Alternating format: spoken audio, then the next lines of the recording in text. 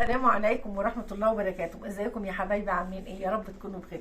النهارده بقى هنعمل الحلبسة او الحمص الشام زي ما بتسموه. ده حفيدي الصغير، ده زين برضه، وده حفيدي كمان، ده محمد اهو.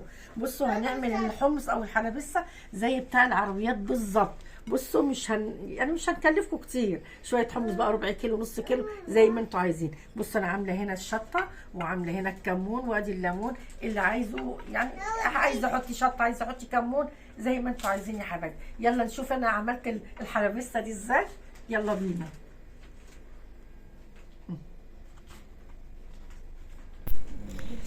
يلا نقول بسم الله الرحمن الرحيم. انا معايا هنا ايه نص كيلو حمص نعامل بالليل في ميه اهوت، وما شاء الله بص زي الفل اهوت، والحبايه كبرت ومش هياخد سوا اهو.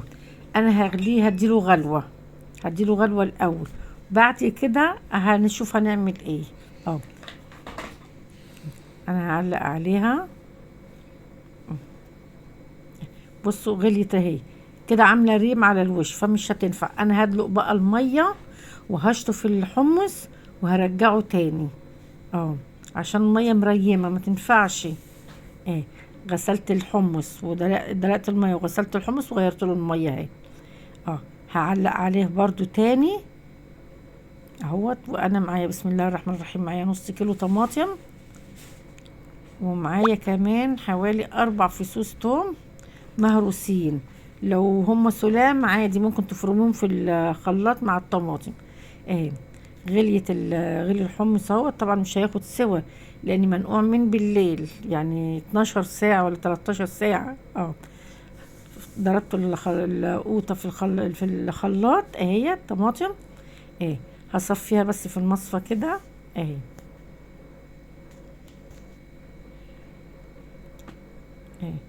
وده كيس صلصة معرفش ب3 جنيه ده اهو، مفيهوش معلقة من الكبيرة اهو. انا حطيتها مع الطماطم عشان يبقى اللون حلو وزي بتوع العربيات بالظبط، زي الحمص بتاع العربيات. بتروحوا تشتروا الكوبايه بقد كده، تقعدوا على الكورنيش كوبايه بقد كده ب10 ولا ب20 جنيه. انا حطيت بقى الملح اهوت، والملح ده برضو تبع الرغبه بتاعتكم، عايزينه كتير عايزينه قليل براحتكم اهو. وانا هحط هنا ال4 فصوص توم، انا عاملاه في الفريزر. لو ما عندكم اللي هو الفصوص يعني كده ومقشره، حطيه في قلب الطماطم في الشفشه وانت بتضربي الطماطم. انا عشان مفرومين انا حطيتهم هنا. ما تنسيش بس التوم، عشان التوم بيخلي له ريحه حلوه وطعم احلى كمان اهوت. بسم الله الرحمن الرحيم. انا معايا بقى معلقه شطه كبيره، هاخد شويه ميه من بتاعه الحمص اهي فيها، وهدوبهم كده. اللي يعوز بقى شطة، اللي يعوز كمون، والليمون بره اهو. اقلبه ونحطها على جنب كده. وهنعمل الكمون كمان برضو، خد مية من بتاعة الحمص وهدوبها. هقلبها خالص كده اهو. احط لها بقى فص ملح كده صغير، والملح ده بتاعكم برضو. ده اكل الشتاء، يعني مشروبات الشتوية، مشروبات هو السحلب، شوربة العدس، الحمص اهي كده. خلاص اهوت اهو. خلاص كده يا حبايبي، كده انا هطفي عليه. ادي الحمص يا حبايبي بعد ما خلصتها. بص عملته باسهل طريقه زي بتاع العربيات اللي بتقعد على الكورنيش.